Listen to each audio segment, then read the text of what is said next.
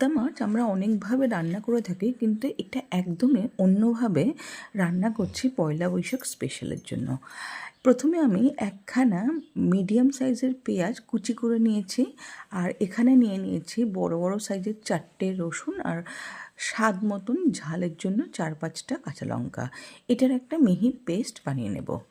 অন্যদিকে হাফ একটা পেঁয়াজ বড় মাপের নিয়ে তার মধ্যে নুন দিয়ে ভালো করে হাতের সাহায্যে কচলে নেব। এতটাই কচলাতে হবে যাতে পেঁয়াজ থেকে জলটা ছেড়ে যায়। এই রান্নাটার এটাই বিশেষত্ব যে এটা এখন পর্যন্ত কোনোভাবেই গ্যাস অন করা যাবে না। ভালো করে কচলে নিয়ে যখন পেঁয়াজ থেকে হালকা জল ছাড়তে শুরু করেছে, সেই সময় আমি এর মধ্যে দিয়ে দেব একটু বেশি পরিমাণে হলুদ। মানে এখানে প্রায় 1.5 টিস্পুন মতন হলুদ দিয়েছি। এটাকে দিয়েও খুব ভালো করে মেখে নিতে হবে। তারপরে এর মধ্যে অ্যাড করে দেবো আগে থেকে যে রসুন, পেঁয়াজের আর কাঁচা লঙ্কার পেস্ট বানিয়েছিলাম সেই পেস্টটা। এটাকে দিয়ে মোটামুটি একটুখানি নাড়াচাড়া করে নিয়ে হাতের সাহায্যে এবারে দিয়ে দেবো কাঁচা সর্ষের তেল। এখানে চাইলে তোমরা সাদা তেলও ইউজ করতে পারো, আমি সর্ষের তেল দিয়েছি। এবারে এই সর্ষের তেলটাকে দিয়ে খুব ভালো করে একদম মাখিয়ে নেব। মাখিয়ে নেওয়ার পর আমি এর মধ্যে দিয়ে দেব পাবদা মাছগুলো।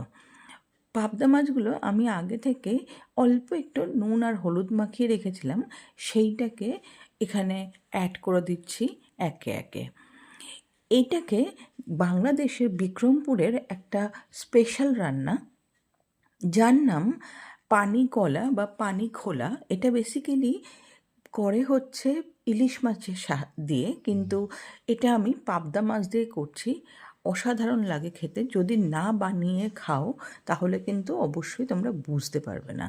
সেই জন্য এই রেসিপিটা কিন্তু বাড়িতে পয়লা বৈশাখের জন্য সময় একবার করতেই পারো।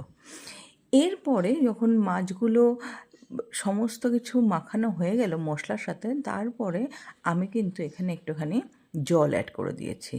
জলটা এমনভাবে দেবে যাতে সেদ্ধ হয়ে যায় আর হালকা গ্রেভি থাকে।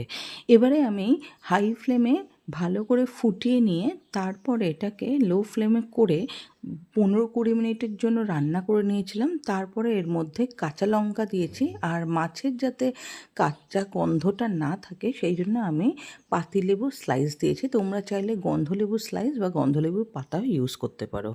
এরপরে আর কিছুই না, এটাকে খানিকক্ষণ রেস্টিং টাইম দেব। তারপরে এটাকে ভাতের সাথে সার্ভ করব। ততক্ষণের জন্য বিদায়, দেখা হবে নেক্সট ভিডিওতে।